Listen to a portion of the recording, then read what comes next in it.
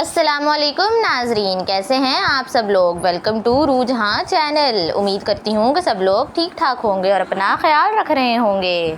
आज की वीडियो में मैं आप लोगों के साथ शेयर करूंगी रजब भट्ट का ईमान के बारे में क्या बयान सामने आया है। जैसे कि आप लोगों को पता है कि मैं बिल्कुल अथेंटिक और असलियत वाली अपडेट्स आप लोगों के साथ शेयर करती हूं, क्योंकि आप सबको पता ही है कि ये एक सोशल मीडिया प्लेटफॉर्म ऐसा प्लेटफॉर्म है जिसके ऊपर बहुत सी झूठी खबरें भी हर वक्त फैलती रहती हैं। लेकिन मैं एक ऐसी अथेंटिक बात आप लोगों के साथ शेयर करती हूँ जो कि बिल्कुल हकीकत पर मबनी होती है। इसका सबूत आप लोगों को वीडियो के दरमियान में जाकर मिलेगा, क्योंकि मैंने रजब भट्ट की अपनी मुँह बोली अल्फाज साथ में अटैच किए हैं। तो रजब भट्ट का एक जगह पर इंटरव्यू था। इंटरव्यू में रजब भट्ट ने जो कुछ होस्ट से कहा ईमान के बारे में, वो सारा कुछ मैंने साथ में अटैच कर दिया है। आप लोग वीडियो के लास्ट पर देख सकते हैं। इसके अलावा अगर मैं आप लोगों को अपने अल्फाज में बताऊं तो रूबी जी जो कि इंटरव्यू की होस्ट थी, उन्होंने रजब भट्ट से पूछा कि क्या वाकई आपके घर वालों ने यानी कि आपकी वालदा ने और आपकी बहन गज़ल ने ईमान जो कि आपकी साबिका अहलिया रह चुकी हैं उस पर अपने घर के दरवाजे बंद कर दिए थे। यानी कि नाजरीन, अगर मैं आप लोगों को बैक टू स्टोरी बताती चलूँ तो रजब भट्ट के बारे में ईमान ने ये बोला था कि मुझ पर जब रजब भट्ट बाहर थे तो रजब भट्ट के घर के दरवाज़े बंद कर दिए गए थे। यानी कि मुझे रजब भट्ट की माँ और उसकी बहन गज़ल ने घर में एंटर ही नहीं होने दिया और मुझे धक्के मारकर बाहर निकाल दिया। ईमान कहती हैं कि जब आपके साथ ऐसा सलूक किया जा रहा हो तो आप बताएं कि क्या इस तरह के घर में रहना मेरे लिए अच्छा था, मैं ऐसे घर में रह सकती थी। ये ईमान का कहना था। तो इसके ऊपर जब रूबी ने रजब भट्ट से सवाल किया तो रजब भट्ट ने कसम खाने के लिए भी तैयार हो गए। रजब भट्ट कहते हैं कि अगर ईमान कीवान के सर पर हाथ रख के ये कह दे कि हाँ वाकई मैंने और मेरे घर वालों ने आपके ऊपर अपने घर के दरवाज़े बंद कर दिए थे, तो मैं अपना इंस्टाग्राम, यूट्यूब, टिकटॉक सारे प्लेटफॉर्म सोशल मीडिया पर बंद कर दूंगा। यानी रजब भट्ट ने इतनी बड़ी बात कह दी और कहा कि मैं कुरान पर हाथ भी रख कर बताऊँगा। रजब भट्ट मज़ीद ये भी कहते हैं कि मेरे घर में हर वक्त कैमराज लगे हुए होते हैं जो कि हर वक्त ऑन रहते हैं। ईमान और उनके घर वाले मुझे मजबूर ना करें कि मैं कैमरा की रिकॉर्डिंग लाकर सोशल मीडिया पर डाल दूं। यानी कि वो कहते हैं कि मेरे पास हर चीज़ का हर बात का सबूत है, तो ईमान मुझे इस बात पर मजबूर ना करें कि मैं उनकी हकीकत खोलकर तमाम लोगों के सामने रख दूं। इस बात पर मुझे तो काफ़ी ज़्यादा हैरानी हुई, जैसे कि आपको भी हो रही होगी, क्योंकि मैं समझती थी कि सारी बातों में कसूर रजब भट्ट का ही है। लेकिन यहाँ पर तो रजब भट्ट ने ईमान को गलत साबित कर रहे हैं।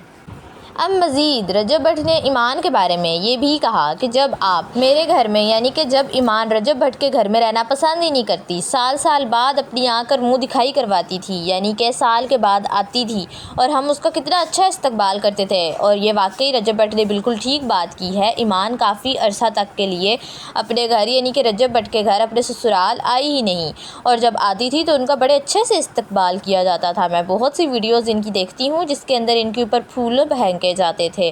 फूलों के अलावा इनके लिए फूलों की राहदारी बिछाई जाती थी और इनका एक ऐसा वार्मली इस्तकबाल किया जाता था जो कि एक हर लड़की की ख्वाहिश होती है कि उसका ससुराल में किया जाए। रजब भट्ट ये भी कहते हैं कि मैं और जब बाहर था, यानी कि आप लोग जानते ही हैं कि रजब भट्ट के ऊपर कुछ केसेस बन गए थे जिसकी वजह से उन्हें बाहर जाना पड़ गया। तो उस वक़्त ईमान जो कि मेरी माँ का साथ देती, यानी कि रजब भट्ट की माँ का साथ देती, उनको हौसला देती, उनके साथ रहती और उनकी दिलजोई करती, उस वक़्त वो अपनी माँ के घर भाग गई। और मेरी माँ यानी कि रजब भट्ट की माँ जो कि अकेला रहने की वजह से उसको शुगर की गोलियां लेनी पड़ गई, वो बहुत ज़्यादा मेडिसिन के ऊपर आ गई। रजब भट्ट इसकी वजह से बहुत ज़्यादा अफसरदा नज़र आ रहे थे और ये कहते हुए उनकी ज़बान भी लड़खड़ा रही थी, यानी कि वो वाकई दिल से दुखी थे। इसके अलावा ईमान जो कि भोली भाली मासूम सी नज़र आने वाली ईमान अंदर से इतनी ज़्यादा चलाकियाँ कर रही थी। रजब भट्ट ये भी कहते हैं कि मैंने कभी भी ईमान को या फिर मेरे घर वालों ने ईमान की कभी भी बेइज्जती नहीं की। तो नाजरीन, ये तो हकीकत बात है कि वाकई रजब भट्ट ने ईमान को शुरू से ही अपने सिर पर अपनी आंखों पर बिठा कर रखा है। लेकिन ईमान का लहजा आहिस्ता आहिस्ता रजब भट्ट और उसकी फैमिली के दिलों को खोखला करने लग गया, क्योंकि वाकई सबसे पहले ईमान की तरफ से मिसअंडरस्टैंडिंग्स डेवलप होना शुरू हुई हैं, वरना रजब भट्ट और उसके घर वालों ने ईमान को शहजादी बनाकर रखने में कोई कसर नहीं छोड़ी। रजब भट्ट ये भी कहते हैं कि माजी यानी कि रजब भट्ट की वालिदा जब भी ईमान को अपने घर आने का बोलती थी तो ईमान आगे से बहाने बना देती थी। वो बोलती थी कि अभी मैं हॉस्पिटल जा रही हूँ, अभी मेरे पास फ़लाने डॉक्टर के पास अपॉइंटमेंट है और अभी मैंने ये काम करना है, वो काम करना है। इस तरह से ईमान काफ़ी ज़्यादा मैनिपुलेट करके वापस आने से इनकार कर देती थी। रजब भट्ट का मज़ीद ये भी कहना था कि ईमान ये सब काम उनके घर में भी अम्मी जान यानी कि रजब भट्ट की माँ और उसकी बहन की मौजूदगी में भी कर सकती थी, लेकिन ईमान ने ये सब करना प्रेफर नहीं किया। और मज़ीद भी रजब भट्ट ने बहुत सी बातें कहीं जो कि आप लोग खुद आगे कुछ देर के बाद उनके मुंह से सुन लेंगे। लेकिन अगर मैं आप लोगों को बताती चलूँ तो उन्होंने ये भी कहा कि मैंने गज़ल को काफ़ी मरतबा कहा कि अम्मी जान बहुत ज़्यादा अकेली रहती हैं, जिसकी वजह से वो बात मेडिसिन लेने तक पहुंच गई है, तो आप ऐसा करें कि आप अम्मी के पास रहने चली जाएं। लेकिन रजब भट्ट कहते हैं कि ज़ाहिर है गज़ल जो कि उनकी बहन है उसका भी एक अपना घर है, उसका भी ससुराल है, उसकी बेटी है, उसके शोहर हैं, उसकी फ़ैमिली है और उसे वो सब कुछ मैनेज करना होता है। और वो कहते हैं कि ऐसे में उसके बहन के लिए भी सारा कुछ मैनेज करना बहुत ज़्यादा मुश्किल हो जाता था और वो कब तक अम्मी जान के पास आकर रहती। यही बात ईमान को समझाने की कई बार उसने कोशिश की, लेकिन ईमान नहीं समझी और अपनी माँ के पास और अपने भाई के पास ईमान ने रहना प्रेफर किया। रजब भट्ट कहते हैं कि जब आप अगले के साथ ऐसा सलूक कर रहे हैं तो आप लोग क्या तसल्ली रखते हैं, यानी क्या आप लोग सोच रखते हैं कि क्या अगला भी आप लोगों के साथ अच्छे से सलूक करेगा। और वो कहते हैं कि मज़ीद मेरे घर वालों ने ईमान को कोई ऐसी बात नहीं की जिससे उसकी दिल आज़ारी हो या उसे हाथ से पकड़ कर बाहर नहीं निकाला, बस थोड़ा सा शायद रूड बिहेवियर हो गया हो उसकी अपनी ही हरकतों की वजह से, क्योंकि हम सब इंसान हैं और हमें भी गुस्सा आ जाता है, तो शायद कोई थोड़ी बहुत रूडनेस दिखा दी हो। लेकिन जिस तरह से ईमान ने आकर बयान किया कि हमने उसको हाथ से पकड़ कर धक्के मार कर घर से बाहर निकाल दिया, ये सरासर गलत है। मज़ीद वो कहते हैं कि मेरे घर में हर वक्त कैमरास लगे हुए होते हैं और हर वक्त ऑन रहते हैं और आप लोग मुझे मजबूर ना करें कि मैं वो तमाम रिकॉर्डिंग्स उठाकर सोशल मीडिया पर डाल। मज़ीद रजब भट्ट ने ये भी कहा कि मैंने ईमान ने कुछ इस तरह का सलूक किया जैसे हम उसके दुश्मन थे, यानी कि ईमान को लगता था कि मैं जानबूझकर उसका वीज़ा नहीं लगवा रहा, उसको अपने साथ बाहर नहीं बुला रहा, जबकि हकीकत इससे बिल्कुल ऑपोजिट थी। रजब भट्ट कहते हैं कि मैंने ईमान का 2 से 3 मरतबा वीज़ा लगवाने की कोशिश की और हर वक्त ही मैं इस कोशिश में रहता था कि शायद ईमान का वीज़ा लग जाए, लेकिन ईमान का वीज़ा खुद ही नहीं लगता था। मैंने एक मरतबा 4 लाख रुपया भी दिया लेकिन फिर भी वीज़ा नहीं लगा। यानी रजब भट्ट कहते हैं मैंने अपनी तरफ से मुकम्मल कोशिश की है, इवन अपना 4 लाख रुपया भी ज़ाया कर दिया, लेकिन फिर भी अगर ईमान का वीज़ा नहीं लगा तो ये उसकी किस्मत थी। मगर ईमान ने ये सब कुछ माना ना, उसने इस सब को हमारी गलती करार दिया और हमारे साथ बहुत बुरा सलूक किया। मेरी वालदा को इसलिए दवाइयों तक पहुंचा दिया। गज़ल कब तक मेरी वालदा के पास रहकर अकेलापन दूर करती। ये सब अल्फाज रजब भट्ट के थे और ये कहते हुए रजब भट्ट की आंखों में सच्चाई नज़र आ रही थी। मुझे तो सच्चाई नज़र आ रही थी, अब आप लोगों को क्या लगता है? अब मैं शेयर करती हूँ आप लोगों के साथ रजब भट्ट का क्लिप, जिसके अंदर उन्होंने सारा कुछ ये बैठ कर बयान किया है रूबी के साथ। रूबी जो कि एक फ़ेमस इंटरव्यू होस्ट हैं, जो कि होस्टिंग करती हैं और सवालात पूछती हैं सेलिब्रिटीज़ से।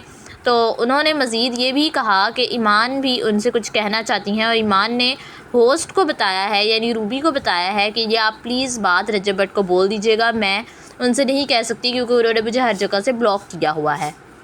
खैर, ईमान ने क्या बात कही वो मैं आप लोगों को बाद में बताती हूँ। फ़िलहाल आप लोग रजब भट्ट की जो उनसी है ना बात सुने, क्योंकि उनके अल्फाज से मैंने आप लोगों को उनके मुँह से एक बारी सुनवाना था कि रजब भट्ट ने क्या कहा। खैर, तो नाजरीन आप सुने रजब भट्ट का इंटरव्यू जो कि उन्होंने अपने मुंह बोलकर रूबी से किया। एक्स दामाद की बातें ना बताएं। एक्स खत्म हो गया, वापस क्या रह गया? कुछ ना नहीं। करें, अब दोबारा ना इस चीज को स्टार्ट करें। अच्छा नहीं, तो वो कह रही है, आई थी लाइव ना, तो वो कह रही थी कि मैं रजब के घर गई थी तो मेरे पे दरवाजे बंद थे। चले आप सच्ची बात है। नहीं, मेरे घर पे कैमरे लगे हुए हैं। जी जी, मैं इस नई टॉपिक को डिस्कस करना चाहता, बट स्टिल मैं आपको इतना कह देता हूँ कि जब आप हाँ साल पूरा अपने घर नहीं आए होते ना, हाँ, दादा दादी से उनका पोतरा भी दूर हो, सिर्फ आप वीकेंड पे गई हो, फिर आप आए 1 साल के बाद, जी जी, तो आप ये एक्सपेक्ट नहीं कर सकते कि आप साल के बाद आए और वो आपको फोन भी करते रहे कि आ जाओ, आपको जी मेरी कॉन्वोकेशन है, मैं यहाँ जा रही हूँ। जो सारे काम यहाँ भी हो सकते हैं बैठ के, तो अच्छी आप आए नहीं। मैं नहीं बुरा कह रहा, लेकिन बता रहा हूँ कि यहाँ पर हल्का गलत है, तो है, यहाँ गलत तो है नहीं, बहुत अब जिनका जो बूढ़े बाबा, एक 75 साल का, एक 65 साल की माई, उनका बेटा भाई बैठा है, आपकी माँ के पास बेटा है, आपका काम था यहाँ पर रहना, बिल्कुल रहना। और ऐसा भी नहीं है कि मैंने कोशिश नहीं की आपका यूके का वीजा ना लगे। जी जी, आपका यूके का वीजा अप्लाई किया, 4 लाख रुपया फीस दी, रिजेक्ट हो गया। अच्छा, रिजेक्ट हो गया। हाँ, तो अब मैं सिर्फ ये अपने दिल की बात कर रहा हूँ, मैं उसको बुरा नहीं कह रहा और ना हमारा कहना बनता है, क्योंकि हमारी हम जो जनरेशन है ना 29 से 40 साल के दरमियान, उनका एक गिला है आपसे। मैं वो गिला उनका सुनता हूँ। जी, मैं अपनी बात कंप्लीट कर लूं तो ऐसा भी नहीं है कि वीजा लगवाने की कोशिश नहीं की, अपने हाथ से वीजा आपने लगवाया, वो रिजेक्ट हो गया, ठीक है। सिर्फ मुझे जो वो है यही है कि अगर आप यहाँ पर रही होती, जी। वो 1 साल मुश्किल चलो आपने काट लिया होता अपने काट बंदे के बगैर, ठीक है, तो इस घर में मेरी माँ से ज्यादा होल्ड आपका होता, और है कौन है यहाँ पर, आपका होता। और दूसरी बात आपकी कि जो मेरी माँ को शुगर की गोली लगी थी अकेले रह के, हाँ, वो बता गजल कितनी की देर आती? जी, गजल का अपना घर है ना, गजल का अपना घर है। कितनी देर आती? जब आप साल के बाद मैं आया हूँ यूके से, फिर मुझे कराची गया हूँ, वहां मुझे मार मुझ पड़ी है, जब मैं कराची से आया हूँ, आप, आपके मामू, आपका भाई और आपकी माँ ही है मेरे घर पे, जी। तो आप क्या एक्सपेक्ट कर रही हैं आप कि 1.25 साल के बाद आप जब मेरे घर आ रही हैं तो वहां पर सारे ओपन आर्म्स के साथ मिलेंगे? नहीं ऐसा नहीं। आगे भी तो लेडीज ही हैं, आगे भी तो नहीं सिर्फ बाटा, आगे भी तो आसिया गजल ही है। बिल्कुल जैसे ऐसे ही। आपका एटीट्यूड बिल्कुल है, ऐसे ही है। आपका अपनी एक आकड़ है, गर्दन में सरिया है, बनता है, ठीक है, जबट की बुढ़ी सी बनता है, कोई बात नहीं, ठीक है। उनका भी तो है, वो माँ है, वो बहन है, उन्होंने 30 साल देखा। जब उन्होंने आपको अगर अच्छे मुंह से बाहें खोल के नहीं मिले, इट डजंट मीन कि वो चाहते हैं कि आप चले जाएं। अच्छा। अगर तो ये बात आप हल्फन की मान की कसम खा के कह देती हैं कि आप पे दरवाजे बंद किए, आपका बाजू पकड़ के आपको बाहर निकाला, मैं कहता हूँ अपना यूट्यूब, इंस्टा, टिकटॉक हर शे डिलीट कर देना। अच्छा, मैं उत्थे ही बैठा था, एडी मजाक किसी दिन नहीं आया, नहीं है, मेरे मैं निकाह जिससे कोई हाथ फाड़ समझती जाता। हूँ। और इतनी सेंस तो मुझे भी है कि जी, ऐसी मेरे बात घर पे नहीं कैमरे हो लगे हुए हैं, मुझे मजबूर ना किया जाए कैमरे निकालने पे। जी। आपने जब ये देखा कि जी मुझे अच्छे से कोई बात नहीं कर रहा, कुछ से ट्रीट नहीं कर रहा, आपने खुद ही कहा कि मैं जा रही हूँ। मेरे तक पैगाम आया था, सो पहुंचाना मेरा हक है। वो कहते हैं ना, मानत होती है आपके पास पैगाम ईमान की तरफ से आया था कि हम घर आना चाहते हैं। अभी अब नहीं कोई फायदा, मैं आपको बताता हूँ, 2 साल बेटा है आपका, मेरा है, 100 मिला, वो मेरा ही है, और वो बैक टू रूट्स होगा इंशाल्लाह, 7 साल नहीं। पता क्या फायदा है? फायदा सिर्फ एक है आपकी, आज से ना 20 साल पहले, 30 साल पहले जब बच्चे अलग होते थे ना, तो माएं जो सिखाती थी या नानियां या दादियां जो सिखाती थी ना, बच्चे के दिन में वो बैठता था। जी। अब जब बच्चे ने 7 साल बाद बड़ा होना ना, तो बच्चे ने सारा मीडिया देखना है। आपको लगता है आप लाइव कर रहे हैं, मैं बोल रहा हूँ, ऑन भोग रहा है, कुछ भी हो रहा है, पॉडकास्ट चल रहे हैं, इंटरव्यू चल रहे हैं, आप टॉन्ट मार रहे हो, आप इनडायरेक्ट बातें कर रहे हो, वो वैनिश हो जाएंगी। नहीं, आप फेम को छोड़ते हैं, फेम आपको नहीं छोड़ता। वो चीजें तो रहनी है, जब उसने बड़ा होना है उसने देखनी है हर चीज कि यार मेरा दादा और दादी जब बैठे हुए थे अकेले, तो वहां पर क्यों नहीं था? मेरा बाप चलो मजबूरी के तहत बाहर था, मेरी माँ क्यों नहीं थी वहां पे? तो हाँ जी नाजरीन, जैसा कि आप लोगों ने सुना रजब भट्ट ने क्या बोला, मैंने जैसा कि आप लोगों से वादा किया था वीडियो के स्टार्ट में कि मैं आप लोगों को साथ रजब भट्ट की अथेंटिक और बिल्कुल असल वाली रिकॉर्डिंग शेयर करूंगी, जिसमें उन्होंने अपनी ज़बान से सारी बातें बोली हैं। तो मैंने अपना वादा पूरा कर दिया, अब आप लोग अपना वादा पूरा करें और चैनल को सब्सक्राइब कर दें और कमेंट सेक्शन में ज़रूर बताइएगा कि आपको वीडियो कैसी लगी। और जैसा कि मैंने आप लोगों से बोला था कि ईमान के बारे में भी रूबी ने कुछ सवालात किए रजब भट्ट से, और उनका यानी कि ईमान का पैगाम रजब भट्ट तक पहुंचाया। अब ईमान ने क्या बोला था कि आप प्लीज़ रजब भट्ट को ये बात बोल दीजिएगा, वो भी अब मैं आपको बताती चलती हूँ। वैसे तो आप लोगों ने शायद रिकॉर्डिंग से सुन ही लिया हो, लेकिन जो लोग मेरी ज़बानी यानी कि मेरे ख़यालात जानना चाहते हैं तो मैं आप लोगों को बताती चलूँ कि ईमान ने बोला कि आप प्लीज़ रजब भट्ट को बोलें कि हम सब उनके घर आना चाहते हैं, यानी कि ईमान, उनके भाई ओमन, उनकी वालिदा, क्योंकि आप लोग जानते ही है कि ईमान के वालिद का इंतकाल हो चुका है। तो उन्होंने बोला कि हम यानी कि हमारी सारी फैमिली रजब भट्ट के घर आना चाहती है ताकि हम लोग बैठ कर बातें करें। इनडायरेक्टली उन्होंने तो नाज़रीन, अगर आप लोग मेरे ख़यालात पूछे तो मैं तो ये सब सुन के बहुत ज़्यादा हैरान हो गई। यानी कि वही ईमान जो कि बड़े मुंह फेर कर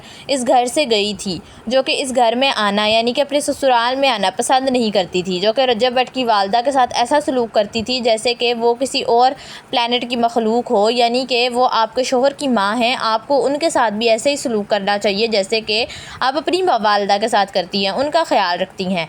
नाजरीन, ये सुनकर तो मैं बहुत ही ज़्यादा हैरान हुई हूँ कि वालिदा का ये हाल हो गया कि वो अकेलेपन की वजह से मेडिसिन्स के ऊपर आ गई। और वाकई नाजरीन, ये मैंने बातें सुनी हैं कि बड़े बड़े घरों में रहने वाले ख़वातीन अकेलेपन की वजह से ही मेडिसिन्स के ऊपर आ जाती हैं। और वाकई ही फिर मुझे रियलाइज़ हुआ ये बात सुनकर कि ये बातें ही नहीं बल्कि हकीकत पर मबनी होती हैं। खैर, तो नाजरीन, इसके ऊपर फिर रजब भट्ट ने जवाब दिया कि नहीं, अब ऐसा नहीं हो सकता। यानी कि रजब भट्ट ने कहा कि हर चीज़ का एक वक़्त होता है। जब हमें उसकी ज़रूरत थी तब उसने हमारा साथ नहीं दिया। अब मैं ये पसंद नहीं करूँगा या ये गवारा नहीं करूँगा कि अब सुलह की जाए, क्योंकि इंसान का उसी वक़्त पता चलता है जब उसके ऊपर मुश्किल वक़्त आता है। रजब भट्ट कहते हैं कि मैंने ईमान का वीज़ा लगवाने की बहुत ज़्यादा कोशिश की थी, लेकिन शायद ईमान को लगा कि रजब भट्ट यानी कि मैं उसे बुलाना ही नहीं चाहता।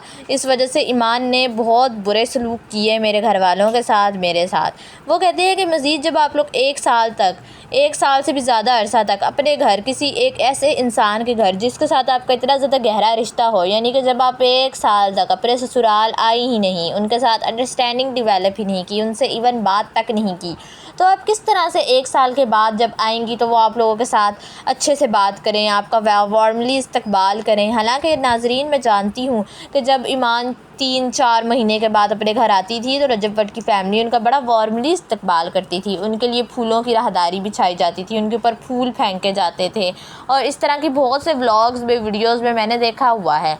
और रजब भट्ट जब उस दौरान बाहर के मुल्क थे तो उनको भी वीडियो कॉल पर लिया जाता था, जो कि इतना बिज़ी इंसान रजब भट्ट, वो भी वीडियो कॉल लेता था, अपने आप अपना टाइम निकालता था। तो ईमान इतनी कितनी मसरूफ़ शख्सियत आ गई कि वो उसके पास इतना टाइम नहीं होता था कि वो अपने ससुराल आ सके। खैर नाजरीन, करने को तो मेरे पास और भी बहुत सी बातें हैं और भी बहुत सी वीडियोस आपके सामने लाना चाहती हूँ, लेकिन फ़िलहाल वीडियो काफ़ी लंबी हो रही है, तो अब तक के लिए इतना ही। मज़ीद वीडियोज़ के लिए आप लोग मेरे चैनल को सब्सक्राइब ज़रूर कर लें, क्योंकि मैं डेली अपडेट्स आप लोगों के साथ शेयर करती रहूँगी इंशाल्लाह। तो चैनल को सब्सक्राइब ज़रूर करें, वीडियो को लाइक करें, कमेंट सेक्शन में बताएं कि आपको कौन अपनी साइड पर दुरुस्त लगता है, रजब भट्ट या फिर ईमान। कमेंट सेक्शन में ज़रूर बताएं, वीडियो को लाइक करें, अपने दोस्तों के साथ शेयर करें। और नाजरीन, अपना ढेर सारा ख्याल रखें, दुआओं में याद रखें। मिलते हैं नेक्स्ट व्लॉग में, नेक्स्ट वीडियो में किसी नई अपडेट के साथ। अपना ढेर सारा ख्याल रखिएगा, दुआओं में याद रखिएगा। अल्लाह हाफ़िज़। और कमेंट सेक्शन में लाजमी बताइएगा कि कौन अपनी साइड पर दुरुस्त है।